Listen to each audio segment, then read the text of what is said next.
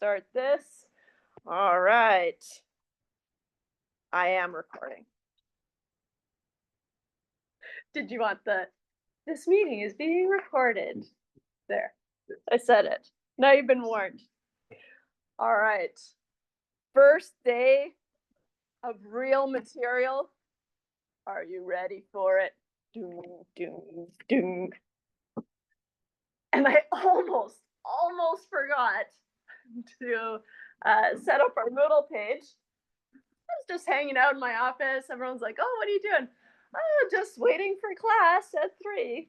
I'm like, wait a second, there was something I was gonna do. Well, I did it. Just mere moments ago.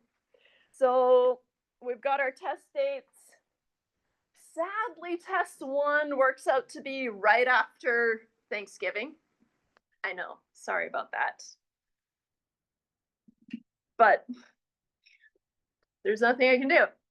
Well, there are some things I can do, but I don't feel good about them. We can kind of, if you as a group feel like that's a really, really bad test date, we can change it, of course, but the way the material works, we're kind of locked into these dates, and so it doesn't, I can do it, but I don't want to. Does that make sense? I don't want to have a test after Thanksgiving either. That means I have to spend Thanksgiving making a test. What? I know. It's hard work for me too.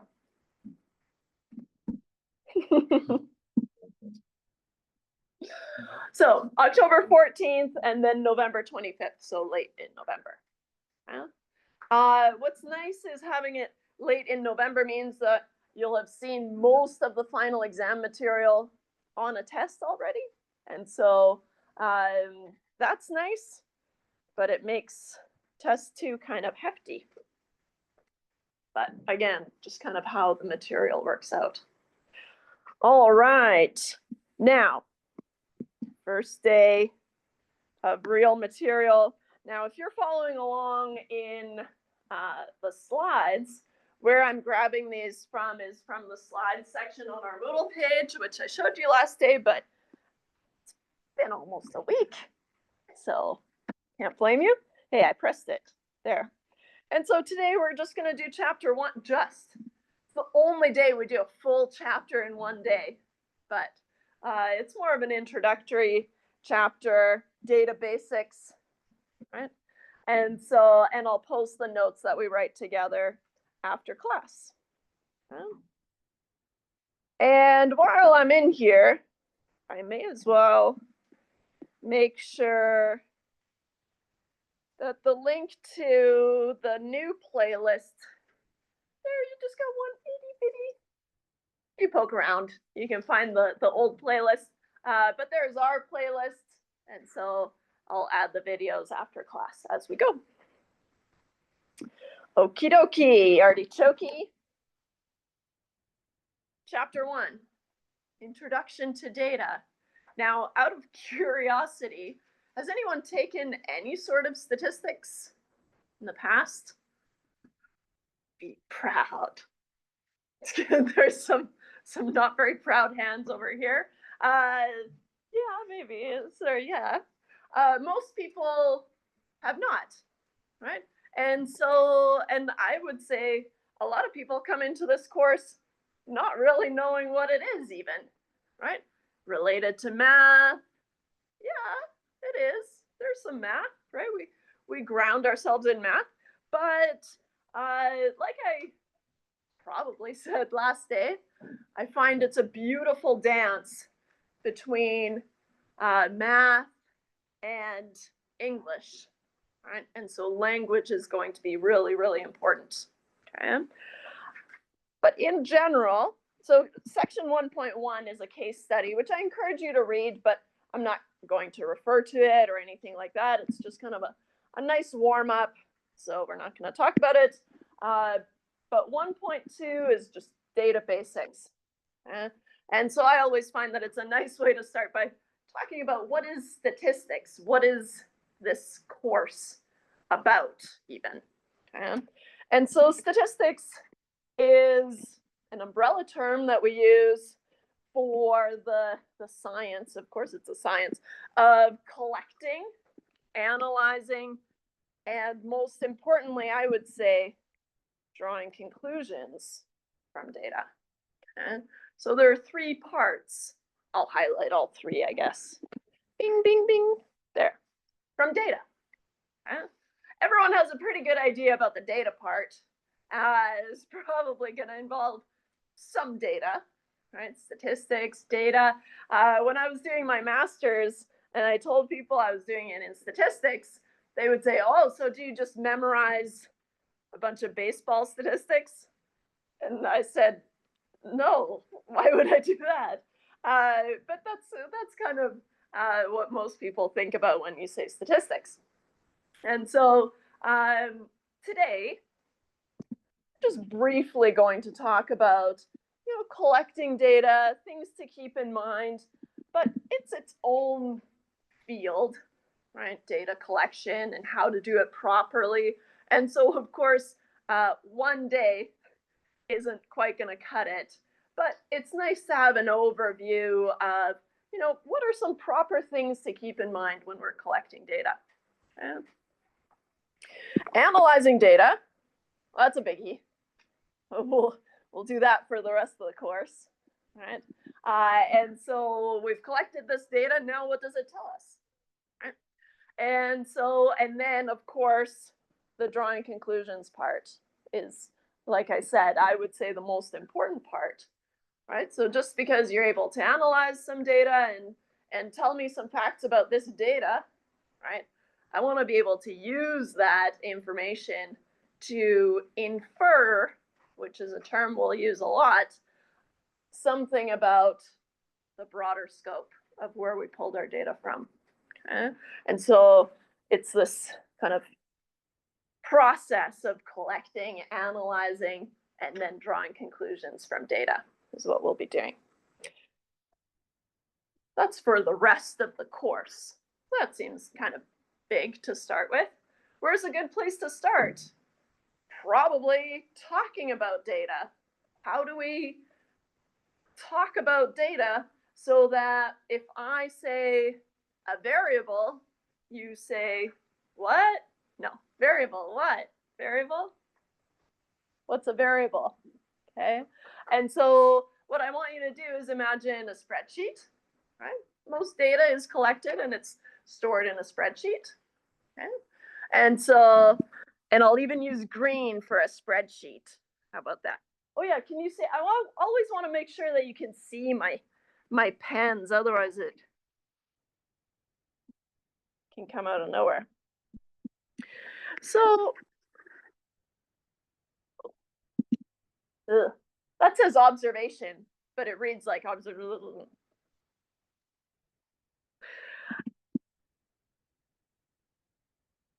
Variable 1, variable 2, variable 3.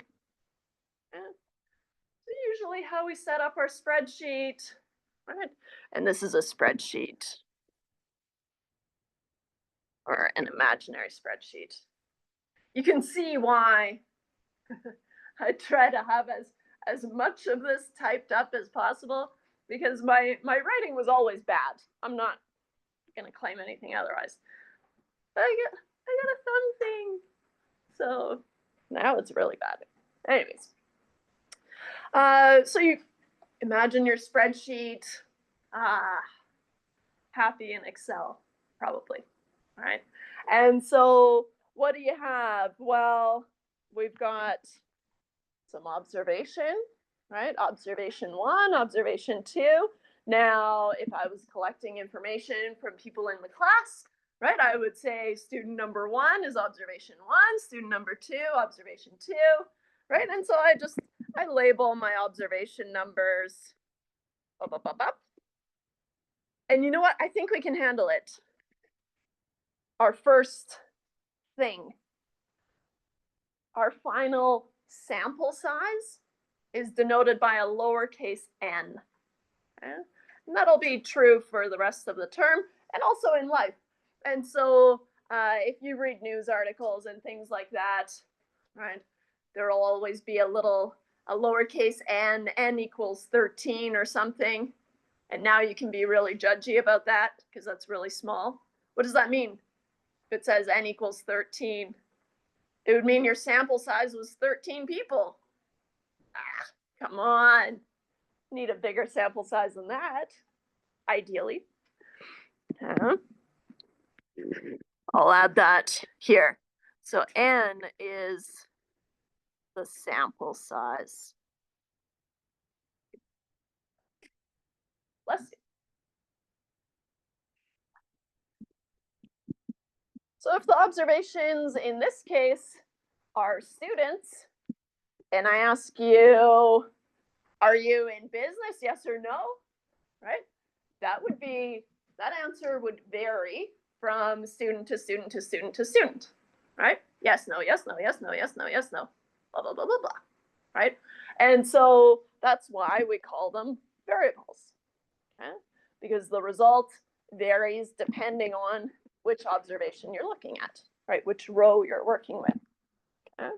And so usually what we do is, I shouldn't say usually, always what we do is we analyze the variables.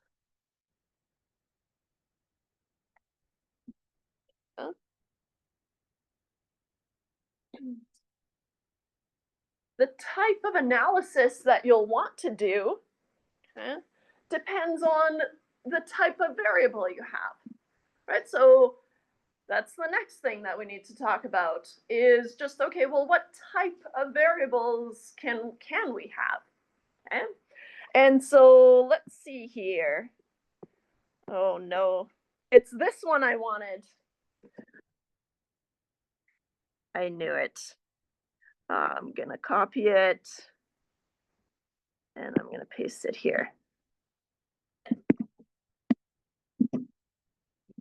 Move things around a little bit. So, all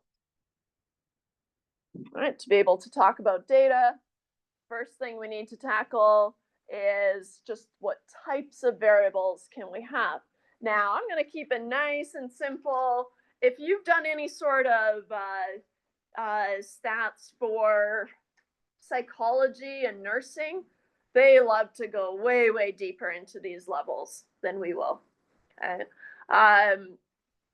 But for us, I'm going to keep it nice and relatively simple. Okay. All variables can be split into two groups, just two, either numerical or categorical. Okay. And if I gave you some time to think about it, I think you could probably get there, right? Which kind of variable a numerical variable would be? Probably a number, right? So any sort of measurement, right? Things like age and height and weight and speed and all those fun things, right? Income. So a numerical variable here.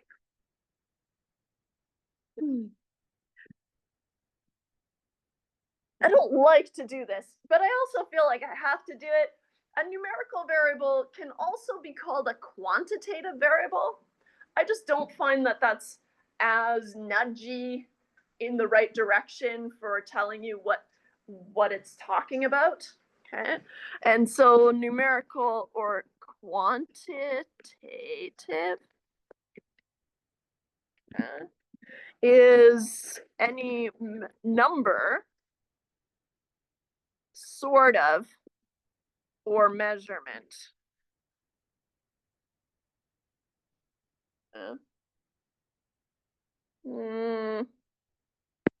I'll add sort of. Would you say a phone number? I'm giving away one of my gotcha moments, I guess. Would you say a phone number is numerical? It's a number, but it's not a measurement. It doesn't tell you how good your phone number is, right? It's no way of, there's no information in the number, right? And so any number or measurement, right? So things like weight, height, age, speed, things like that, etc.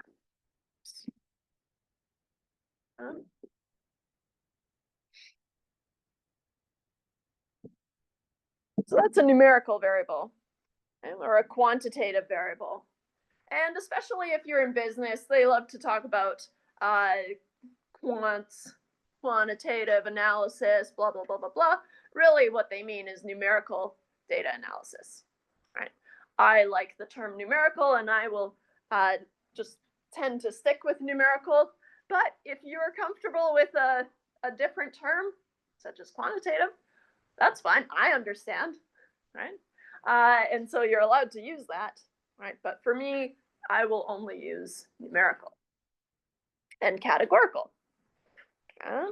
And so before we split numerical down further, because it's not something that I'm going to get you to do, it's good to be aware that it exists, right? But for me, we're just going to stick right up here. That seems easy enough, right? Numerical or categorical. So what's a categorical variable? A categorical variable can also be called a qualitative variable. So a categorical or qualitative variable. Bless you. There's anything with that you can put into categories, right? Like our first thing, are you in business? Yes or no, right? Only two categories, so we call it binary. Who cares? Doesn't matter, it's categorical, right? You're either in the yes category or in the no category, right? What year of school are you in? First year, second year, third year, fourth year, victory lap, fifth year, right? Are usually the only options, okay? And so those are categories, right? And everyone would fit into one of those categories, right? There are instances where there are a lot of categories, but it's still a categorical variable, right? And so what's your income, for example? I assume we would get kind of a large number of different responses, right? That's numerical anyways. But if I asked income categories, depending on how many I made, there, I made it categorical. That's the beauty about a categorical variable, is you can always take a numerical variable and turn it into categories. Now, the caution there is, unless you save the original data, you can't undo that, right? You can't take categories and turn them into numbers, right? Because it just doesn't work. Okay? But you can always take things like different weights and make weight categories, right? Turning them into categorical data, if that's how you prefer to analyze it. Okay? So data in categories. Okay? Things like, I don't know, I like to do car color. You get lots of different car colors. What color is your car? It's well, mine's just black, but so that's a boring example. I'm sure it has some fancy name for it. I'm sure. Looks just black though. Car color, year of school. Right. What were some other ones we said? Oh, in business, yes or no? Right. All those results would be in categories.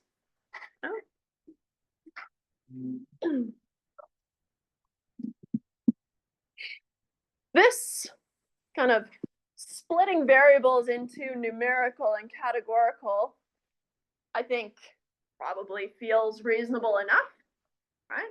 But there are some situations where you might look at a variable and say, oh, I don't know. And that's okay, right? There are lots of instances in my analytical career where I'm not sure, right? So then what do? Then my argument that I want you to use, because it's the right one, is if it makes sense to talk about the average of something, okay, then it's numerical, right? So if you want to report on the average of something, it has to be numerical, okay? And so here, for numerical data,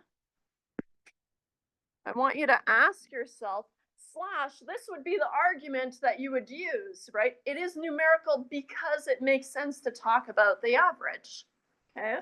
And so does it make sense to talk about the average, the average weight, the average height, the average age, the average speed, the average phone number? No, right? I guess you could, but it doesn't give me any information, right, at all. Okay? And so for that reason, I would argue, no, it's not numerical. Telephone numbers are not numerical because it doesn't make sense to talk about the average. Okay? So if you're ever finding yourself unsure, right, and that can happen, that's okay, convince me with the right argument, right? Well, I'm going to treat it as categorical because analyzing the average doesn't make sense to me, right? And whether I agree or not, it doesn't matter, right? You've used the right argument. Okay? So, like I said, we can go deeper, right? So from a numerical variable, we can have what we call a continuous variable. So things like speed is on a continuous scale, right? If you get a better speed gun, you could get more decimal places, that kind of thing, right? Or discrete. And the reason I don't bother with these really is because it can get kind of murky. Like I would say age is discrete because I don't tell you exactly to the second how old I am, right? And so I think I'm 39. I better not be 40. Yikes. But I'm pretty sure I'm 39. So, right, I would say I'm 39. I'm obviously not exactly 39 right this moment. I'm 39 in a lot of days, probably, right? So, yes, I could be convinced, okay, age is clearly on a continuous scale, but the way we report it is discrete, right? Discrete meaning there's spaces in between, right? Still numbers. And so that's why, for me in this course, the only thing I care about is the distinction between numerical and categorical.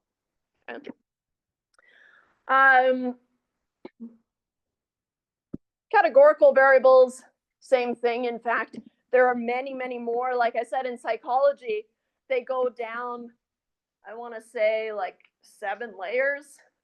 It's crazy, those guys. But of course, they're doing a lot of surveys, and survey responses are different categorical scales. Okay? So for them, it's more important. For us, we're doing broad strokes here. For categorical data, you could say I call it nominal because that's the proper term.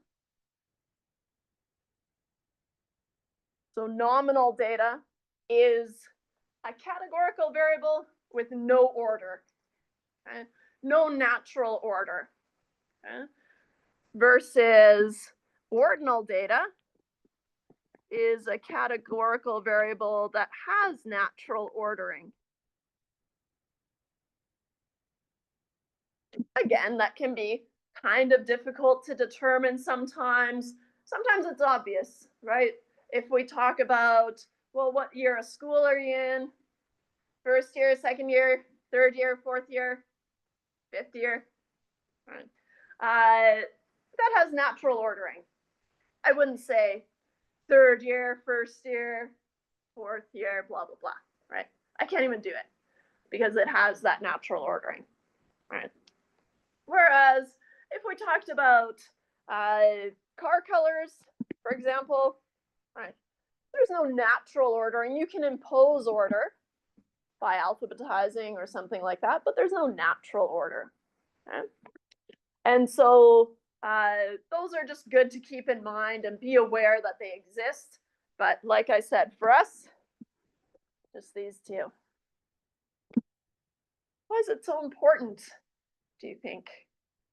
Because how we analyze these variables, right, is determined by, do I have a numerical variable where I can talk about the average reasonably, probably analyze the average, right? Versus if I have categories, there's not a lot to do with categories, right? But I could report something like 43% of my students in my stats class are in business. I don't know, just making it up. I know, like a good statistician. Okay.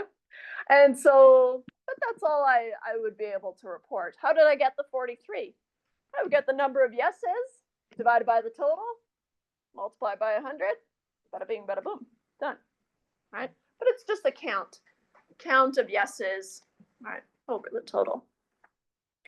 And so, right, the type of analysis depends on what type of variable we have, right? In fact, we're going to, I warned you last day, the first couple of chapters feel like we're kind of all over the place, learning skills, different skills, blah. Test one happens, and then we settle right down. Okay? And so in chapter 5 and chapter 6,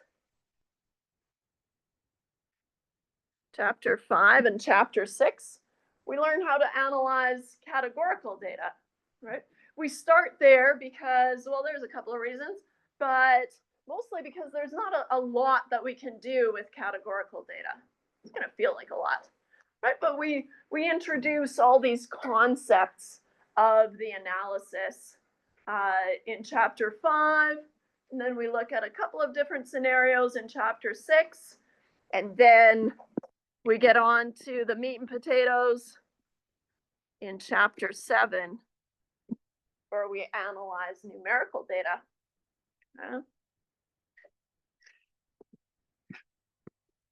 If this is the meat and potatoes, why don't we just start there? Well, because we need to learn the rules of the road. I always say I'm a gamer, but that's because I like board games. I don't actually game, and I think it's kind of funny to say I'm a gamer. But I think of it as kind of a complicated board game that you have to learn all the rules to, and it will be fun once you learn all the rules. Okay, and so that's what chapter 5 and 6 are about, and then we're ready to take off and fly in chapter 7, right? And I would say most of what we learn, right, in real life will be in chapter 7, right? We have to wait for that good stuff. Some stuff will be in chapter 6. Okay. Any questions so far? No? Variables. Okay. Every year I think, wow, she couldn't come up with I'm talking about the author, not myself. A better example. I think, wow, I should really change that, and then I don't. Anyways, so a classroom survey. So a survey was conducted on students in an introductory stats course, and below are a few of the questions on the survey and the corresponding variables. And so it asks, what gender are you? Are you an introvert or an extrovert? It's actually not really easy to say, I think. How many hours do you sleep at night on average? Kind of a weird survey. What time do you usually go to bed? How many countries have you visited? And on a scale of 1 to 5, how much do you dread being here? 1 being the lowest. I'd say 1, right? You enjoy being here.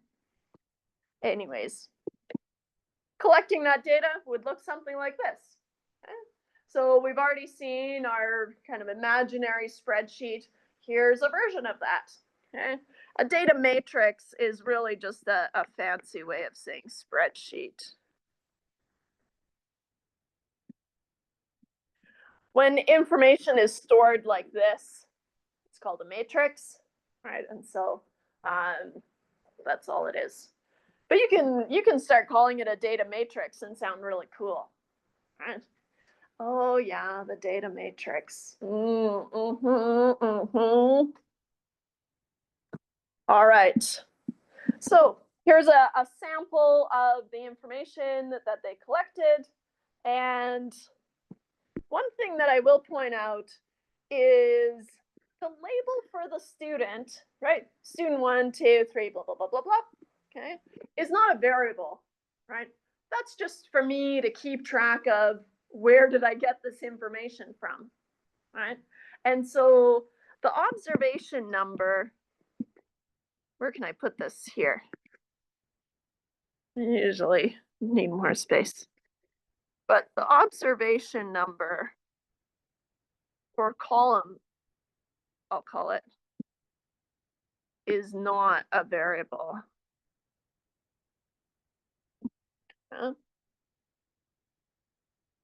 It does vary from student to student, but like I said, it's just there for referencing who I gathered information from, and it's not something that we would analyze, right?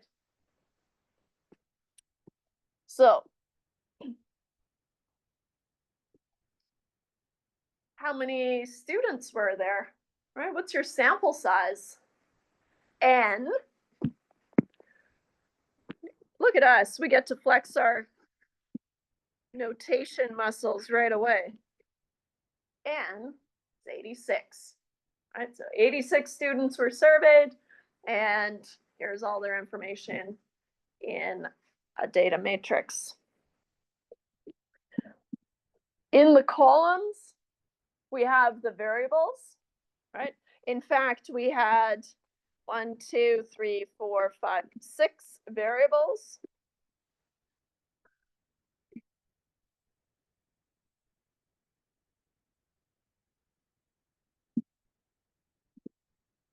And in this case, we have 86 observations. Right? So each row is considered an observation.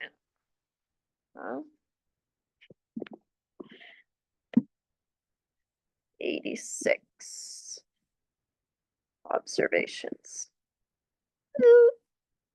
No. Oh, and always this glaring typo. Extrovert. Extrovert. Extra green, I guess. I'm pretty sure it's extrovert, right? Always catches my eye. Anyways.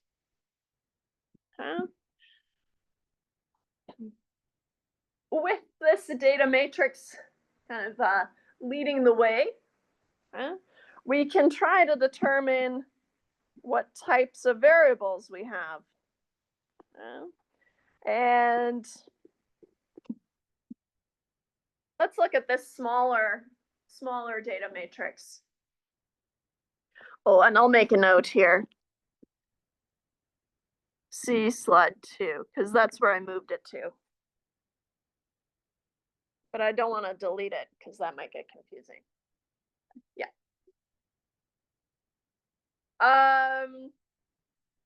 it's the slides that I posted on Moodle, and it's the slides that go with the book, but it'll be slightly different, but same material, but different. Yeah. Oh, because let's see here.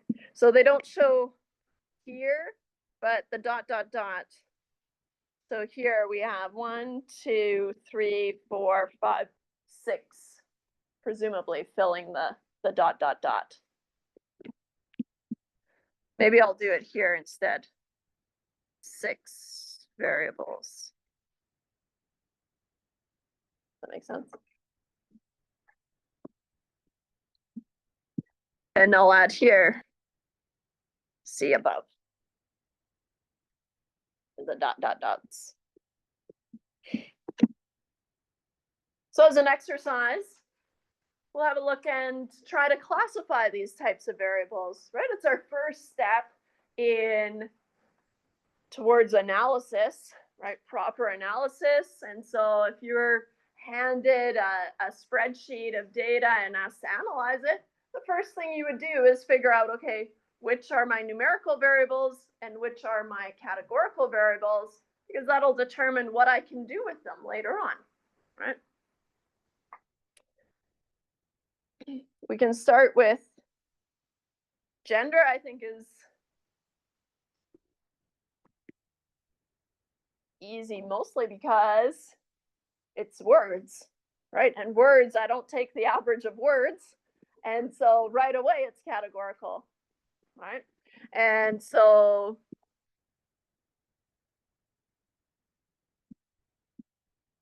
I will say later on, binary things. So binary is in this, it looks like they've gone binary for gender. Right, usually record as a 0, 1. So we record categories as 0, 1, 2, 3s, but they represent the categories. It's a little early for that. So, well, it's late in the day, but early in the term to start bringing that stuff in, but just a heads up. Okay. Now, looking at the sleep category, I'll just write it here.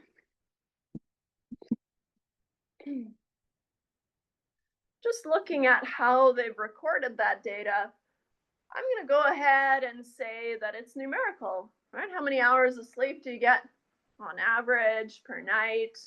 Now, it gets weird to talk about the average of the average number of hours of sleep per night, right? But that it does happen that we have to kind of bog through it. And that's where the English aspect comes in, right? The average of the average number of hours of sleep per night. Okay? And so, but I would say the sleep variable is numerical just by looking at it. Okay? So if you're ever unsure by just the description, right, how is the data collected, then you can usually glance at the spreadsheet and look at the data and see, okay, 5, 7, 5.5, 7. Hey, what are these poor souls doing?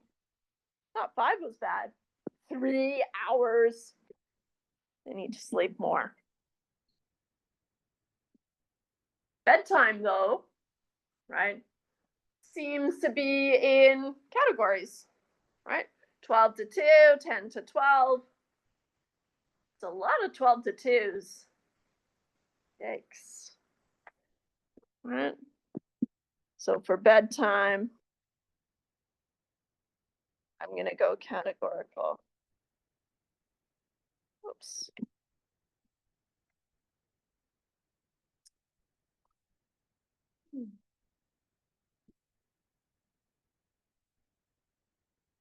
The bedtime one? Yeah.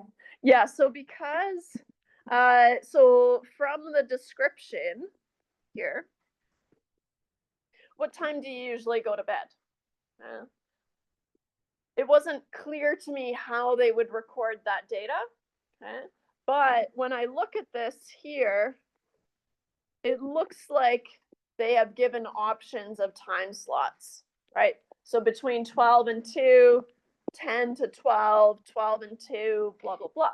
And so because of that, I would say that those are categories, right? So even if you always go to bed at 11:03, right, you would be in the 10 to 12 category, right?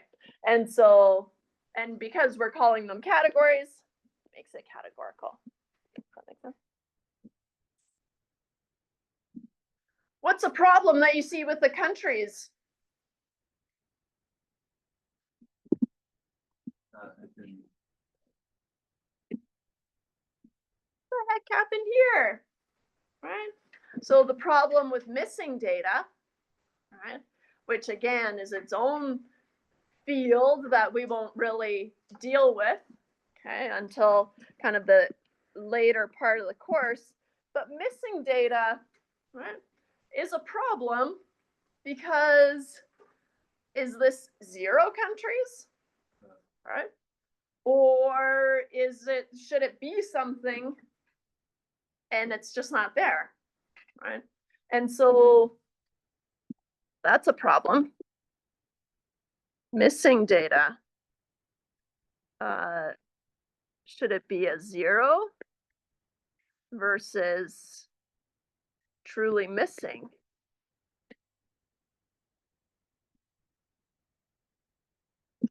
Well, unfortunately for us as analysts, we don't know, right? There are lots of different things that we can do. What's a fun thing you could do? You could say, oh, I don't know. And I don't want to delete a whole row of information, which is what you'd have to do, right? That's sad. You had to take the time to collect all that data. You want to keep as much of it as you can, right? Although when I was in grad school, I was friends with the biology kids, I guess you could say, because they're way more fun. And they were just deleting rows. Just, oh no, it's bad, it's bad. And it was horrifying. But so if you have lots and lots of data, then sure, go ahead and delete it. Most of the time, we're dealing with small data sets, and we really can't afford to do that. Yeah. So then we come up with a couple of tricks. What can we do? We could take the average of these and impute the average, right? Use that. Seems okay, right? They're an average, they visited an average number of countries, right? That's one way to do it. There's some weird ones, like you just use the same number as the previous one. That one's not very good, right? And so, so there's lots of different techniques that you can use, but in general, I'm not going to make you deal with missing data. It's just something to be aware of. So now, if we ignore the missing data, I would say countries is numerical, right? Like I said, I can talk about the average number of countries that these students have visited.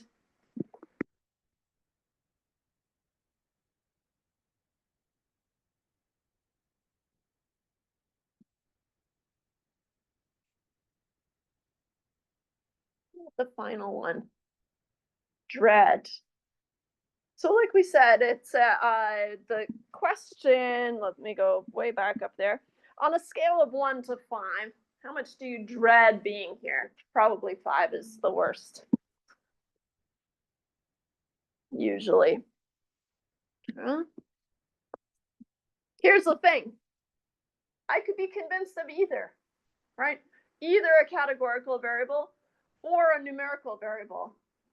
It kind of depends on how you want to report the data later, right? If you want to be able to say, okay, 30% of students reported a dread of 4 or higher, right? Then you should say it's categorical, right? If you want to say something like the average dread was 3.47, then you should say it's numerical, right? And so it just depends on how you want to report it and just convince me, right? And I can usually be convinced either way if you use the right argument, like I said. And so I would say either, right, with a convince me. Huh?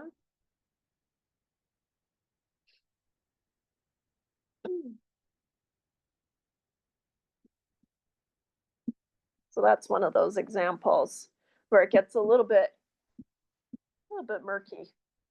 Huh? Any questions about that? Okay. I already gave this one away, but sort of, I guess. What type of variable is a telephone area code? We already decided it's not numerical, so let's cross those off right away. It is categorical, right? Despite being a number, right? But same with a student number. There's lots of numbers that are just kind of identifiers, or they don't do anything, right? You can put them into categories if you want. Either one of these I would say is fine. So I would be happy with either one of these. Okay. Ordinal, remember, it has natural ordering, right?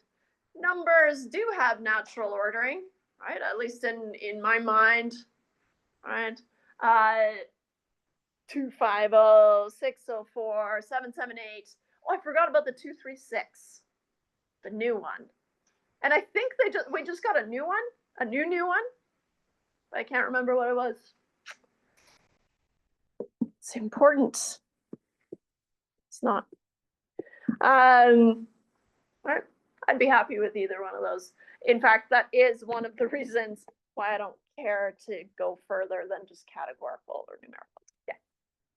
Telephone numbers still be ordinal if the numbers in the area code are basically just random.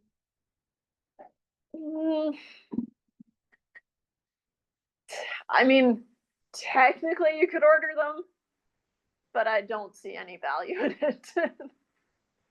So again, could argue either way. But yeah, that's why I don't really care about ordinal. But categorical, yes.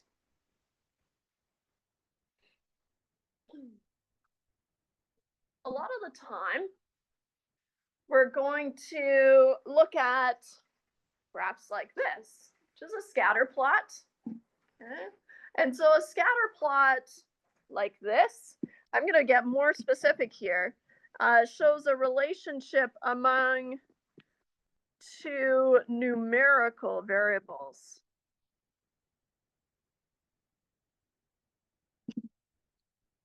Okay? So scatter plots.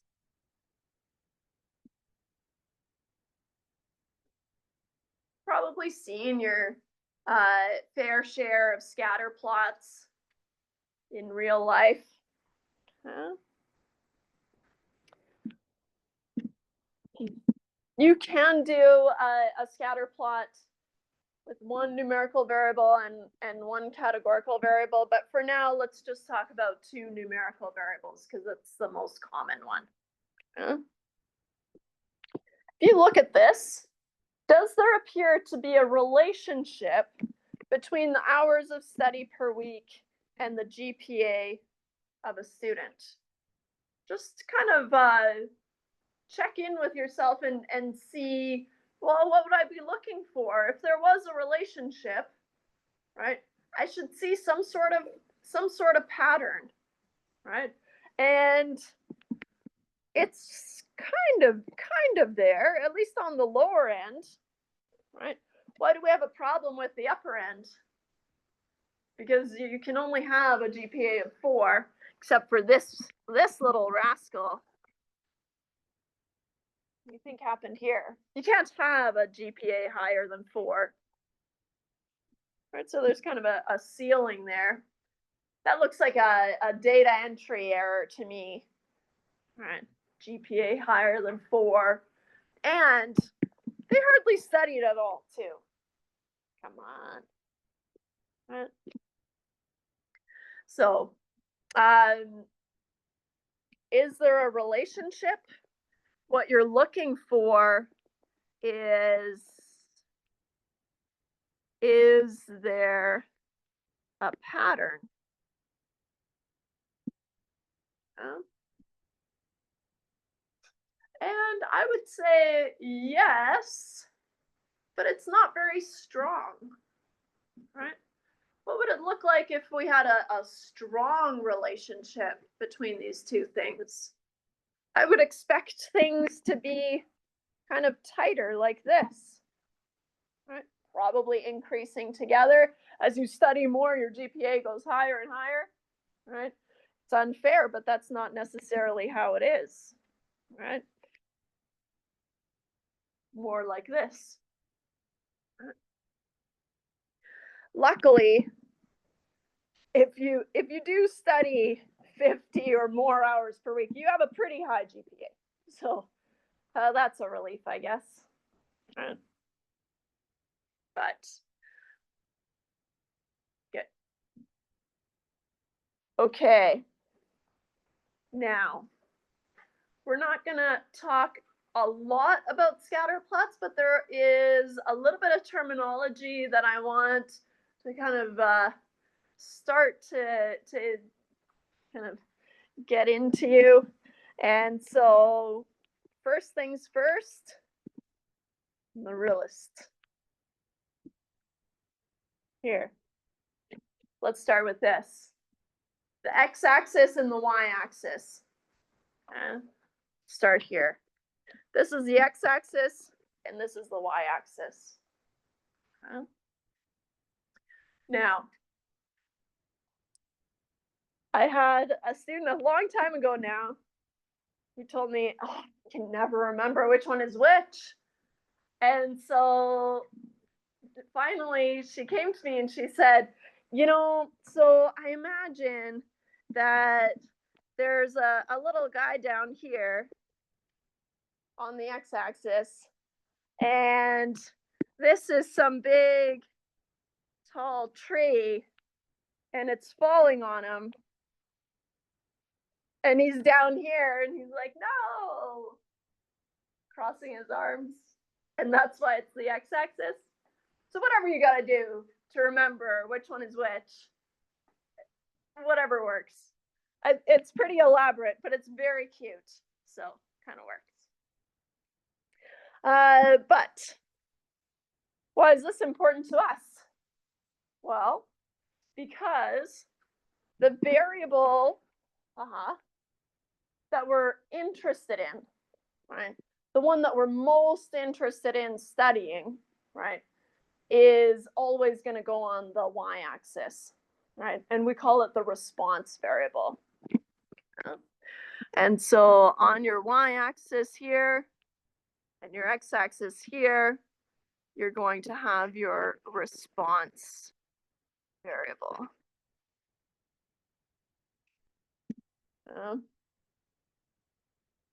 Depending on what field you're in, right? Biology, I think business as well, they like to call it the dependent variable. Okay. But the response variable is the term I will use just because it kind of nudges me in the right direction of, okay, it's the response that I'm most interested in, right? So of course we collect lots of information, right? I don't just ask you about your GPA. I ask you many things like how many hours do you study per week? How old are you? Whatever, right? And so here, this is the variable we are most interested in.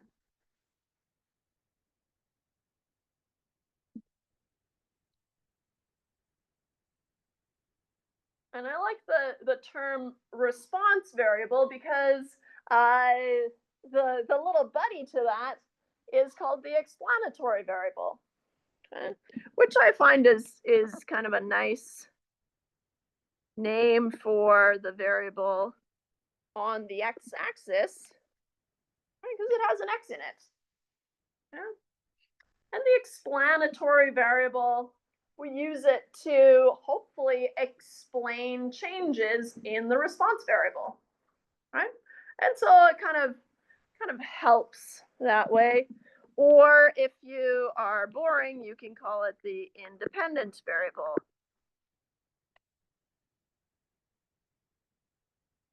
I will not.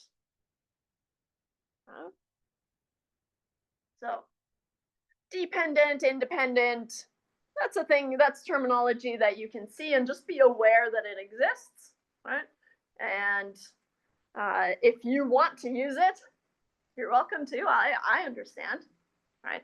But I will be using response and explanatory. Okay? And so from a research statement, right? So you set out and you want to learn about GPAs, right? And that's your most important variable, right? Then that will be your response variable. And the response variable, like I said, will always go on the y-axis. Okay? And then it will be denoted by y in our formulas. Okay? And same thing, our explanatory variables, we can have more than one explanatory variable, okay, is going to be denoted by an x. Okay?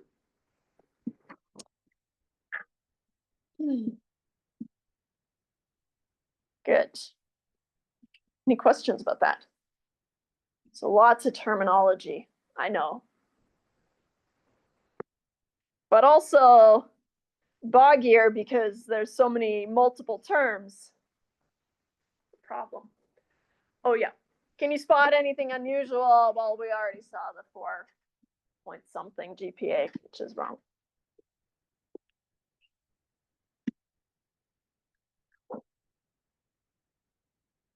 Here's a new scatter plot. It's the head length and the skull width of possums, which kind of some cute data, right? Luckily, we see kind of a clear pattern. There are some unusual observations here, right? What do these unusual observations mean? Well, you've got kind of a, looks like roughly an average head length, but so an average head length, but a really wide head. So these little possums, and if I was on it, she's got a picture of them in the textbook, but I don't think it's until chapter 8. You got the textbook, you can look at the picture. I didn't bring it. And so, but they're cute little possums. And so here, right, it makes sense that we see this pattern, right? There should be some sort of relationship between how long the head is and how wide the skull is, right? Otherwise, they might look really weird if there wasn't. Yeah? And so we see that there is a relationship. Yeah? And let's read these options and kind of eliminate possibly as we go. And immediately, the first one, there's no relationship, meaning that these two things are independent of each other. Well, no, because when I glanced at this, right, I can see a rough pattern. Notice how I'm kind of generous, right? I don't have to involve these guys. I consider them unusual, yes, but in general, I see this kind of strong pattern, right? So there is a relationship, right? So right away, head length and skull width are positively associated. That one feels tempting. especially once we learned that anything kind of moving, here's my XY axis, anything moving like this, it's called a positive relationship, right? So as they're increasing together. Your X is increasing, right? So as your X increases, your Y is also increasing, right? So we call this a positive relationship.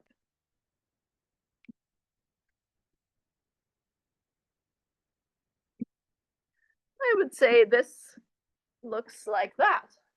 It looks like we have a positive relationship. What does a negative relationship look like? Let's see here.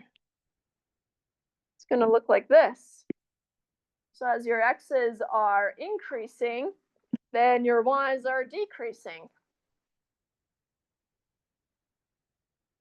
I find it helpful to imagine kind of an arrow on the right-hand side, right? The positive one is going up. Oh, this doesn't look like an arrow, does it? And the negative one is going down.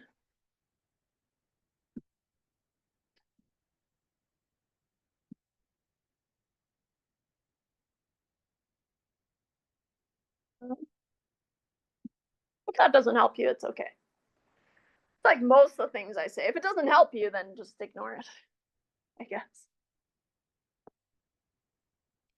So I'm kind of into this one, but we'll keep reading to see which one, if we can find a better one. Well, they're not negatively associated, so that's easy peasy.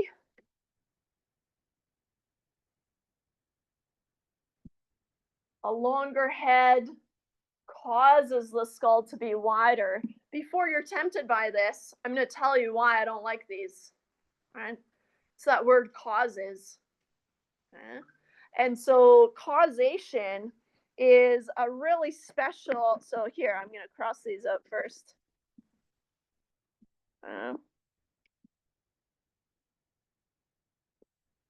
And maybe I'll do this one too.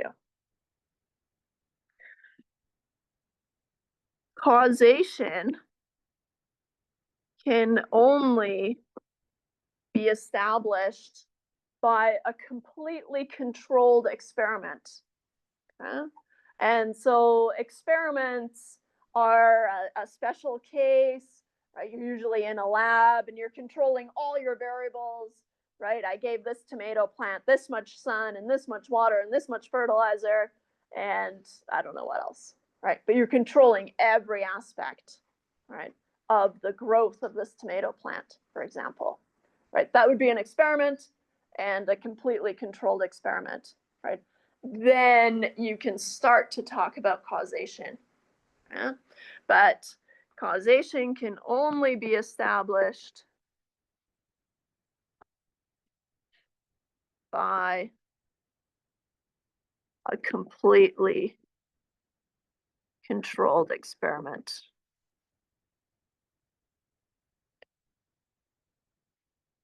Experiment. There.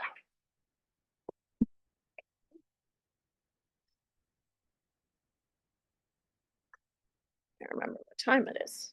Well, what time we have. I think I'm okay. Nice.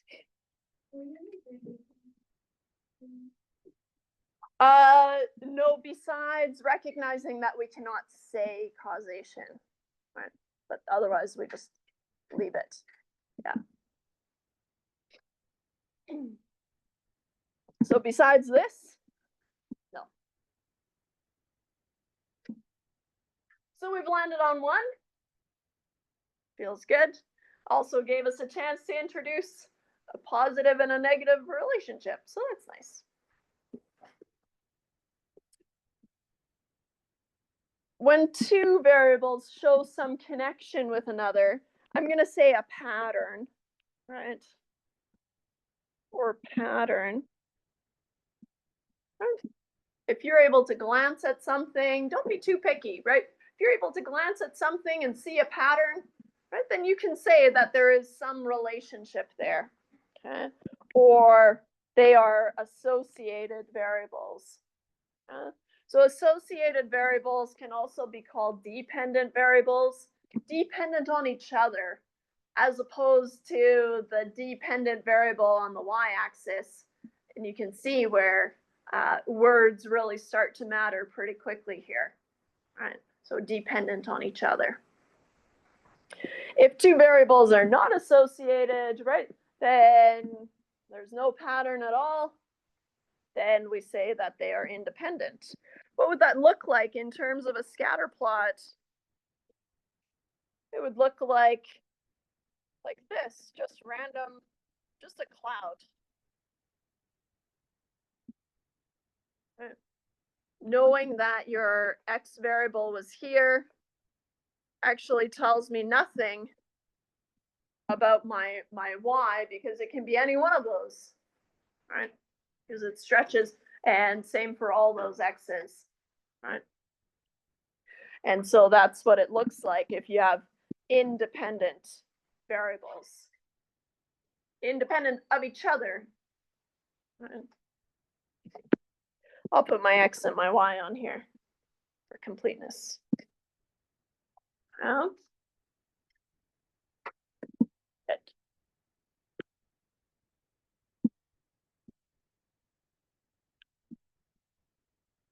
So, talked about data, right? Variables, to be specific, different types of variables. And I should highlight that from, where is it? Here. From a research statement, right, there is going to be one response variable, right? Everything that's not the response variable is going to be the explanatory variable. Okay? But each response variable can either be numerical or categorical, right? And each explanatory variable is either numerical or categorical, right? And so kind of multiple layers of classification. Yeah.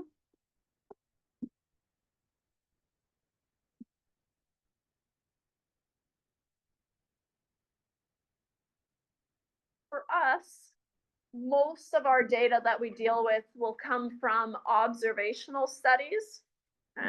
So observational studies are surveys and things where we just go out and we observe information and record it. Sometimes we have to ask, right? But we're not manipulating any factors or anything like that as we would in an experiment. Okay? And so here, data collection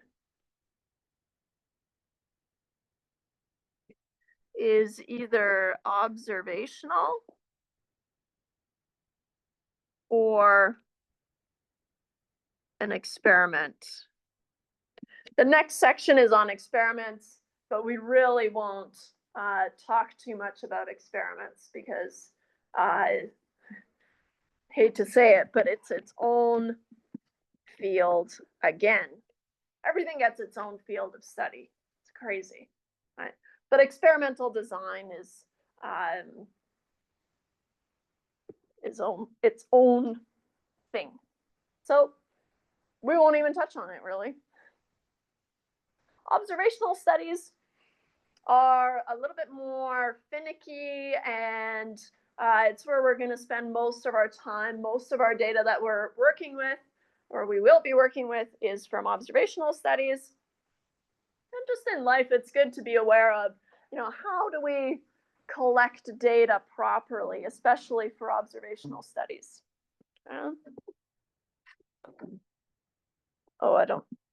This slide should have been deleted because here's a fuller slide, the same thing.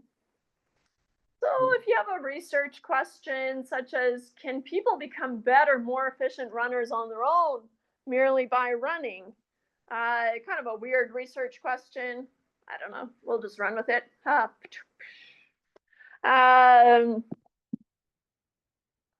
have a population of interest, right? It would probably be a good idea to try to get information from the population of interest. It seems reasonable, right? And so if the population of interest is all people, it's one, that seems pretty lofty. And two, I actually didn't have a two anyways, or I lost it walking over there. Two, I lost it. It's probably a good idea to collect information from your population of interest. Okay? And so that's where the sample comes in. Okay? And so, so when I took my first stats class ever, my prof, I felt like all he was doing every single class was just drawing this, but he was an angry man. And so he wrote population, but he did it all angrily in a circle like this. And then he wrote another circle all angry. And this was just supposed to explain everything to me, I guess. Or we were just supposed to get it because he did it. I felt like every class, and now I'm about to do the same, I guess, because it's true. Right, but we understand this, right? A sample should be just a subgroup of the population that we're interested in. Okay? Now, a lot of the time, right, we go ahead and we collect a sample like this. So we sample a group of adult women who recently joined a running group. All of a sudden, we went from all people to a much smaller population, right? We can still draw conclusions about, we could even go as far as adult women, right? Which is not the same as all people. Yeah. And so we've kind of got a subgroup. I would even go as far as to say maybe it would only be limited to adult women in running groups, right? Or something like that. Here, they're a little bit more generous, right?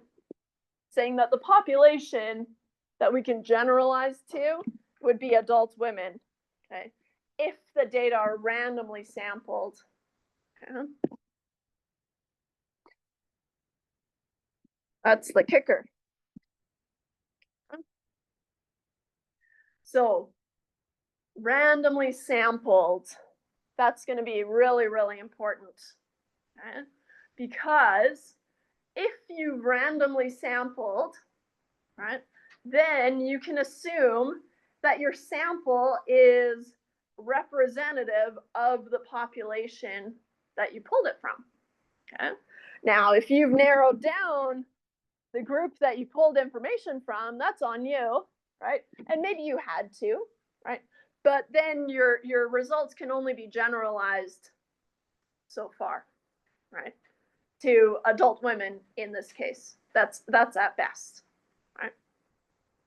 So here, how I think of this, right?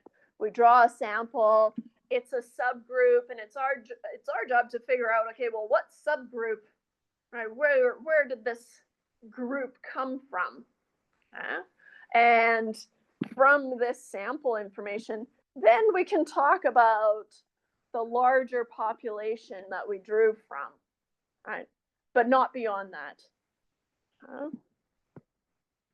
So here, it feels like a waste to add a whole page. But you know what? We're worth it. It is not real paper after all. So it's just going to be a tiny blurb that I'll write. But I didn't, it's kind of important. And so how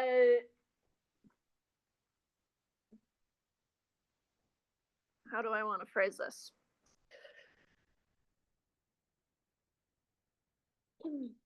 The only way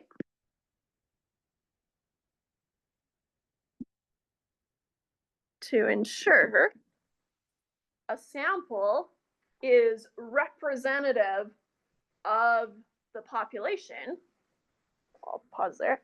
The only way to ensure a sample is representative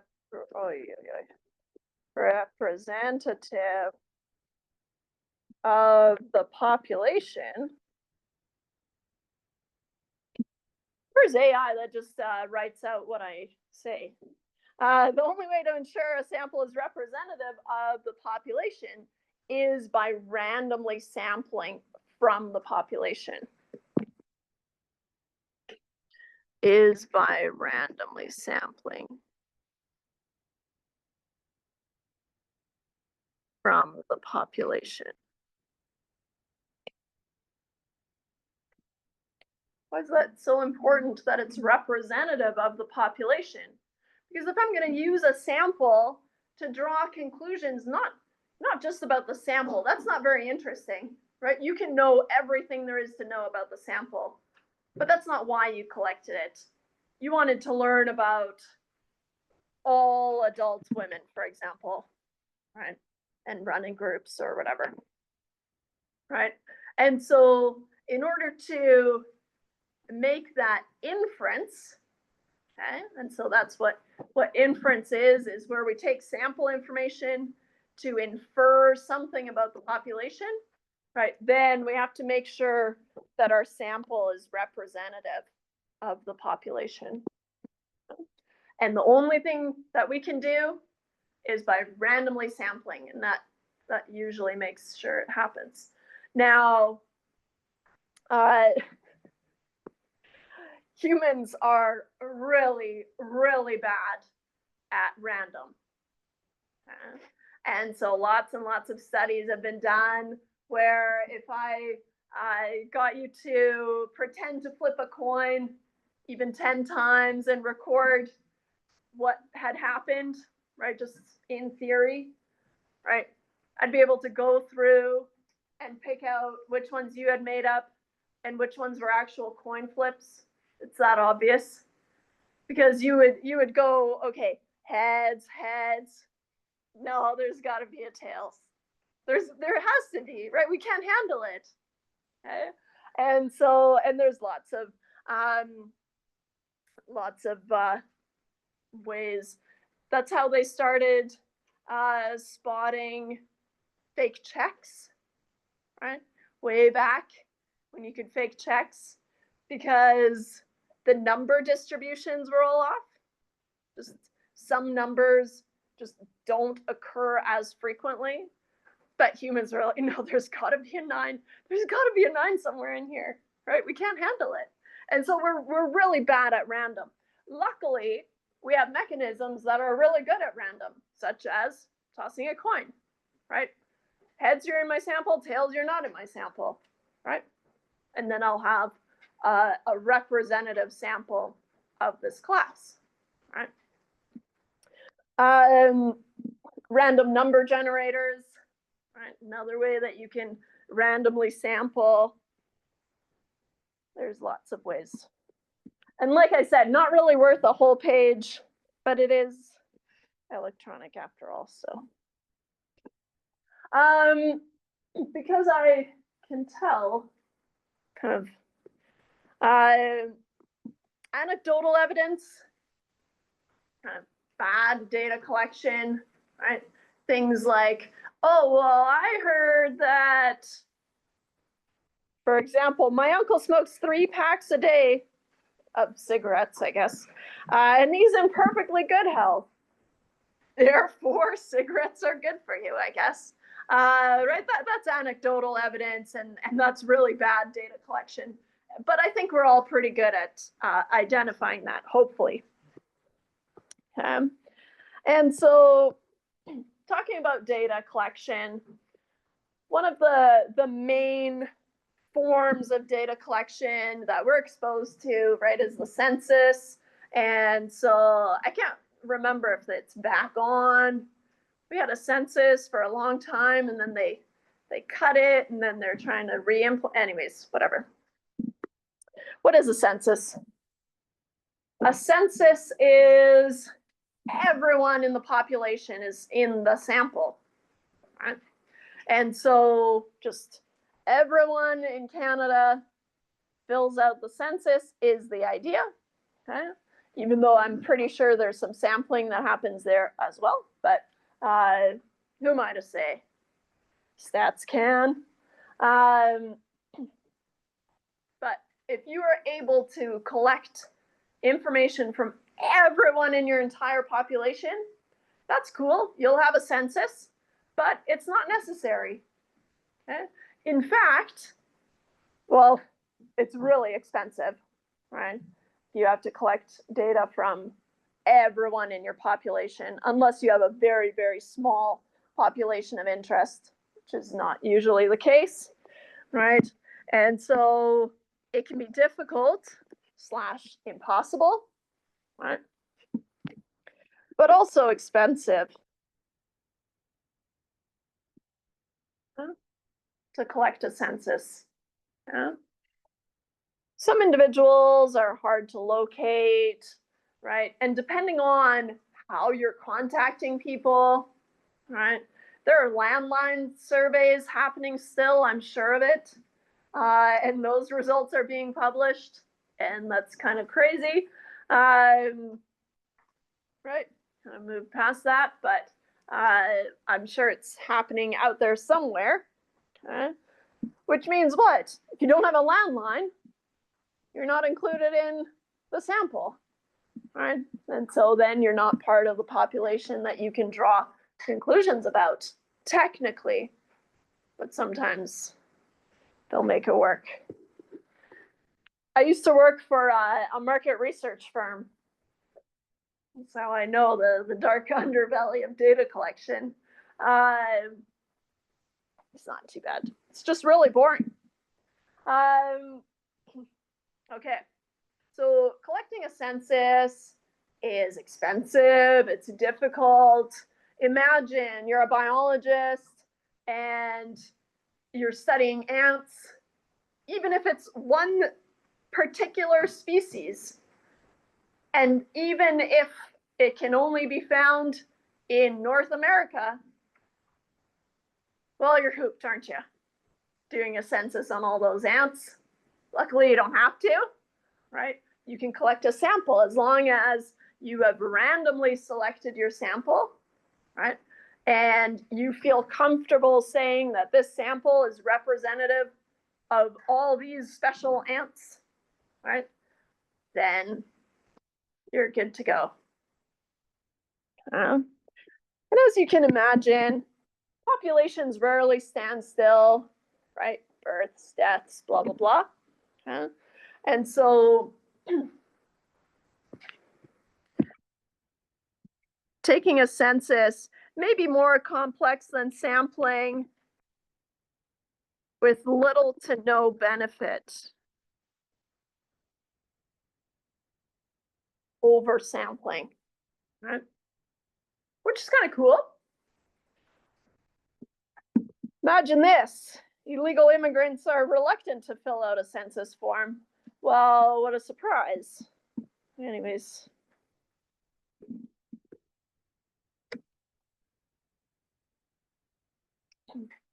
So sampling is, I love that she has it as a bullet point. Sampling is natural. But it is, and it yields the same results, if not more flexible than a census, right? Because a census, even if you manage to do it, is just one point in time, right? So imagine you're sampling something that you're cooking, right? And so you've got a pot of soup, right? You don't need to taste the entire pot of soup to figure out if it needs more salt. Then you'll have to start all over again, right? That would be the population. You can just take a spoonful, which would be your sample, and you can learn just as much about your pot of soup from just the spoon as you can from the pot. Assuming what? Assuming it was stirred properly, right? Which would be the same thing as saying assuming your sample is representative of your population, right?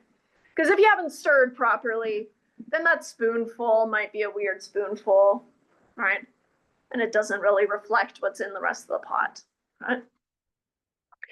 It's kind of a cute analogy, is that the word? Probably.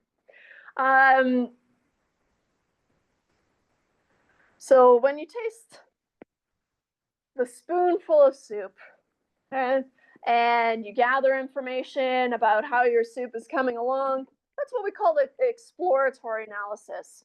But you're exploring your data, you're exploring your sample. And if you use your sample to generalize and, for example, conclude that you need more salt, then that's what we call inference.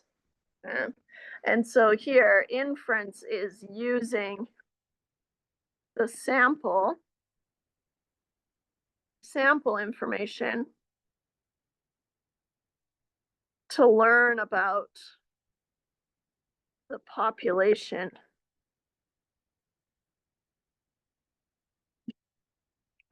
That's inference. In fact, chapter 5, chapter 6, and chapter 7 are all different kinds of inference, right? For different types of variables. And so inference is really the bread and butter of statistics, right? And it is the reason you have to take this course. Most people have to take this course. I'm not kidding myself. You're usually not here for fun, right? Almost all programs force you to take some sort of statistics, okay? And the reason for that is if you want to be able to say something about an entire population, right? You take sample information and you want to talk about, and this is how the entire population feels or behaves or whatever. You need statistics to do it properly, right? So that's why. Blah, blah, blah.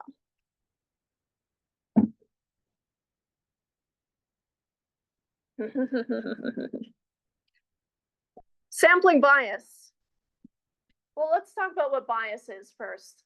Bias, we use the term bias, I think, in our regular lives, right? But rarely do we pay attention to the meaning of the word, right? We have an understanding of what it is, but bias is systematically favoring an outcome. Okay?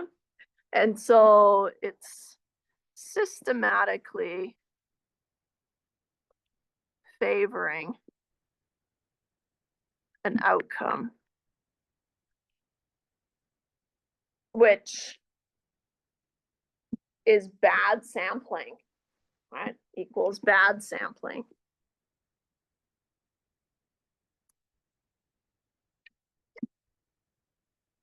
I already briefly introduced good sampling, which is just random sampling, and there are a couple of other techniques that we can use, but before we go into those, we'll just talk about some bad sampling to be aware of, especially if you're reading studies and things like that, then bad sampling is all around us. It's crazy, especially on the radio. They love to say weird stuff about data, but anyways, and in the news, and I've got some examples, but sampling bias, so systematically favoring an outcome, right, means what? It means that my sample is not representative of the population, right? That's bad sampling. Right? How can we get there? Well, non-response is really common, right? There was a time in my life when I would answer all the surveys that came to me, and it was a lot. Now I don't, because I'm tired. So even I, the most gung-ho of survey doers, I don't even respond to most surveys anymore. right? And so non-response is where you've been selected to do a survey, but you don't do it, right? Or you've reached out to someone, you've sent them a survey somehow, and they just don't respond to it, right? That would be a non-response. Voluntary response is another issue, okay, where if your sample consists of people who volunteer to respond, right? Get a little pop-up, hey, how do you feel about this? Usually only do it if you feel strongly one way or another, right? If you're neutral, most of the time you don't really bother with surveys. Same thing with reviews, right? Which are kind of surveys in a way, right? You really only leave a review if it was really good or really bad, right? So same thing. But probably not representative of the population.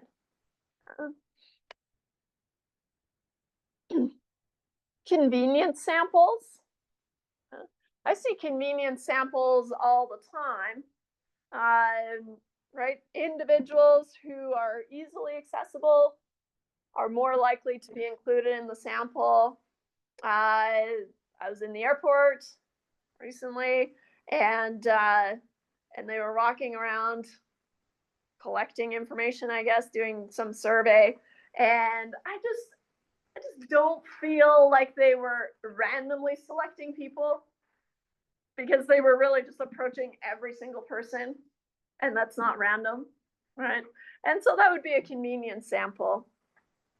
Okay? And that's bad, right? Sometimes you can get data that way, but it's not very good, right? Because it's not representative of the population. Okay? So those are just a couple of things to keep an eye out for, right? As you're reading about surveys or how data is collected. It's just nice to be aware of.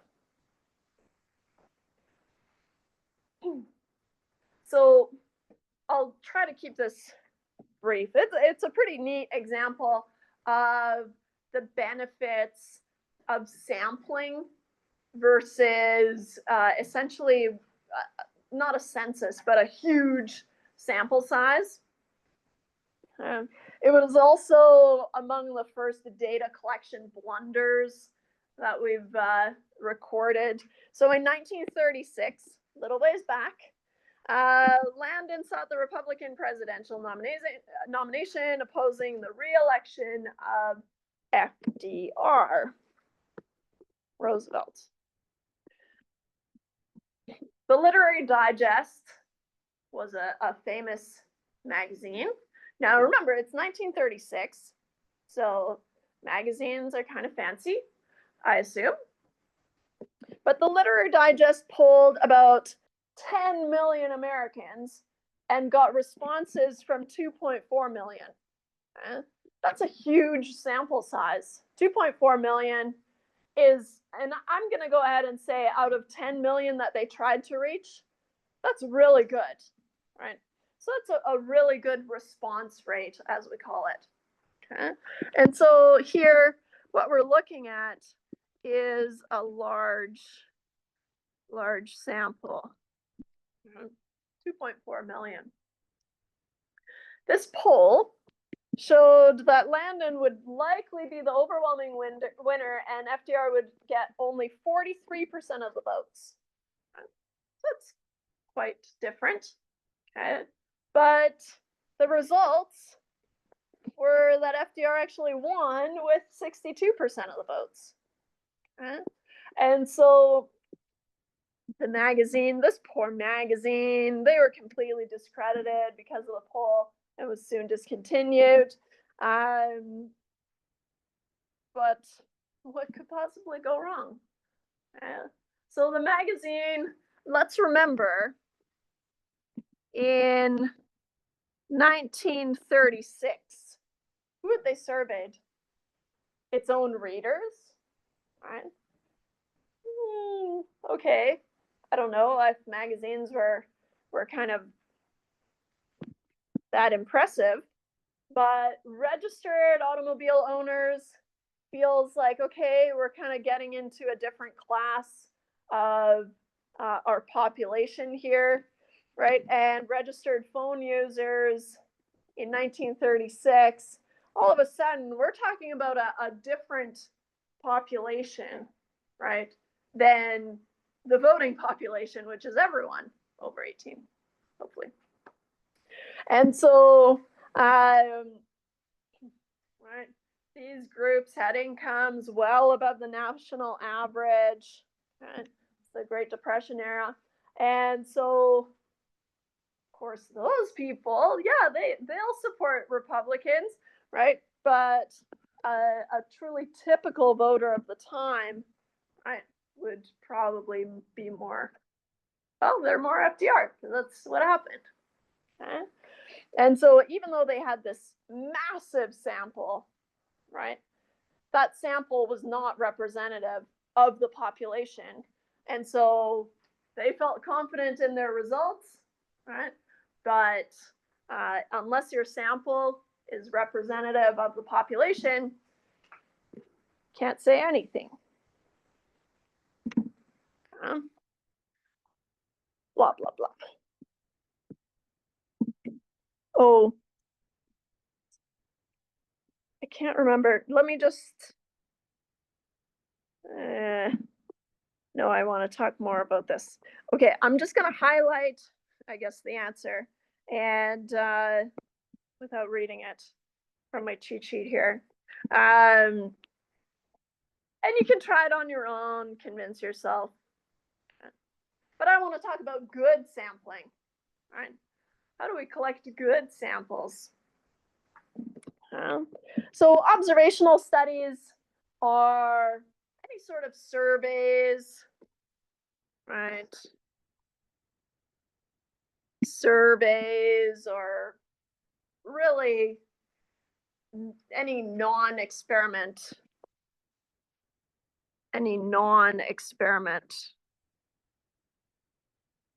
right? I think of it as you sit back and you relax and you just observe information. Sometimes, like I said, you have to ask for it, but still, it already exists. I am not going to focus on the difference between prospective and retrospective studies, but like a lot of things in this course, the etymology, the kind of the origin of words, right? So prospective is into the future. Prospective study identifies individuals and collects information as events unfold. And versus a retrospective study, so behind, okay, is where you collect data after events have taken place. Okay. And so things like reviewing past events in medical records and jotting down that information, right, observing that information, right, that would be a retrospective study. But not something I'm going to, I think there's one assignment question on it. That's why I bring it up. But I'm not going to test you on it. Finally, how do we get good samples? And so we need random data or random samples, right, in order to draw conclusions. We've already established that. But how do we get random, right? And so the problem is, well, actually, let's skip that one. I'll come back to it.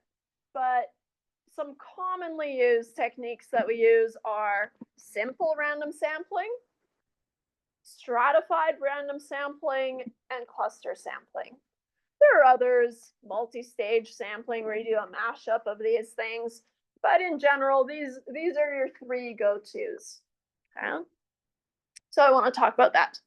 But the reason is the reason our sample has to be representative of our population is not just for the obvious reason that otherwise you can't draw conclusions about the population, but also all our methods that we use for analysis, right, where we estimate the errors associated with our measurements. The estimate, that's wrong. They're just not as reliable, right? Meaning all the techniques that we learn for analysis don't apply unless we have randomly selected data. Right? Let's start with a simple random sample, which we'll abbreviate an SRS. Okay. So most questions that you're dealing with later on will say an SRS of 140 people was collected. And what that's telling you is a simple random sample of 140 people was collected. And by that simple random sample statement, okay, you are allowed to assume that your sample is representative of the population. So it's a really heavy hitter, right? And we introduce it here, but just keep it in mind, right? Okay, that means I'm allowed to use all the tools that I have available to me. So what is a simple random sample? If you've got your population here in this box, then you have just randomly selected points or data, individuals, I guess. What are some ways we could do that? The most common way that we do it, especially if we have a list of individuals, like the registrar's office has a list of all your student numbers. So then one way that you could do it is take a random number generator. Right. Last time I checked, random.org claimed to have the most random number generator out there. I know these things. Excel has a built-in random number generator. It's pretty random, but it's not the most random, right? And so how do you program random? I'm not sure, but they seem to have done it. Anyways, generate a list of random numbers, the same length as your list of student numbers, right? Just take your list of random numbers, paste them beside, right? And then sort your random numbers. And your first 50, let's say, if that's the sample size that you want, they're in your sample, right? And so, or you can take the last 50, it doesn't matter, right? But you can apply this, a random number to everyone. And then if you sort those random numbers, right, you can have a list. You can take the middle 50 if you want. That's crazy though. Right. And that's how we would pick winners for draws and things like that too. Right. Truly random. What are some other ways? You could flip a coin. This is a relatively small population. So you could go through and flip a coin, heads, tails, heads, tails. You could roll a die. If you get a 6, you're in my sample. Anything else? You're not. All right, these are all random processes. So there's lots of ways to collect a random sample.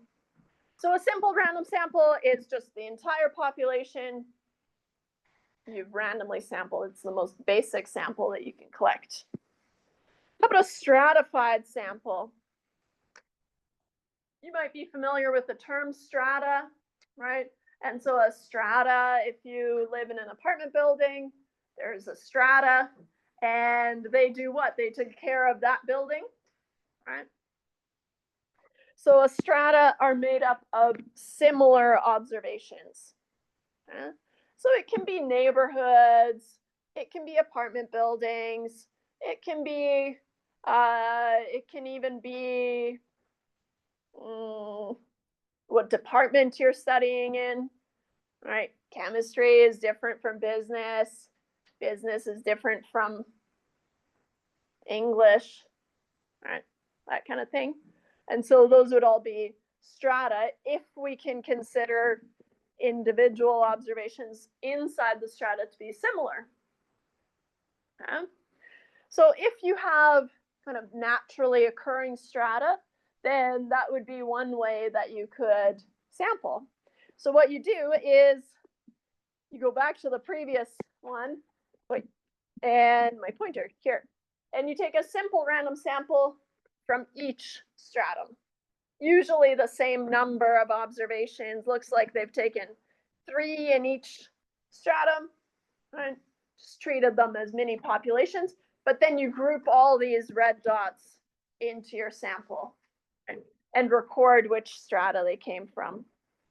And then finally, a cluster sample. Okay. Clusters are different from strata because they are usually not made up of homogeneous observations. And so a cluster, things are not similar there, right? And depends on how you want to think about it, right? A neighborhood is maybe not necessarily all similar observations, although usually. But if you have clusters, right, then you've got different types of individuals in each cluster. So then what you would do is you would take a random sample of clusters. In this case, cluster 3, 4, and 8 were randomly selected. But then you collect information from everyone inside those selected clusters. So that's the difference. Okay. And those are all valid, good sampling techniques. Blah, blah, blah. I need to. Oh, we already talked about. Oh, good. Phew. Okay.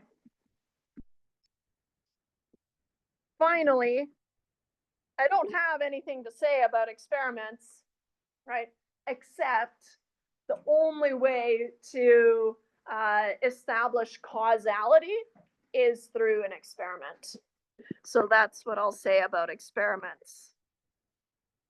The only way to establish causality is by an experiment. And just like that, there's a couple of other slides, but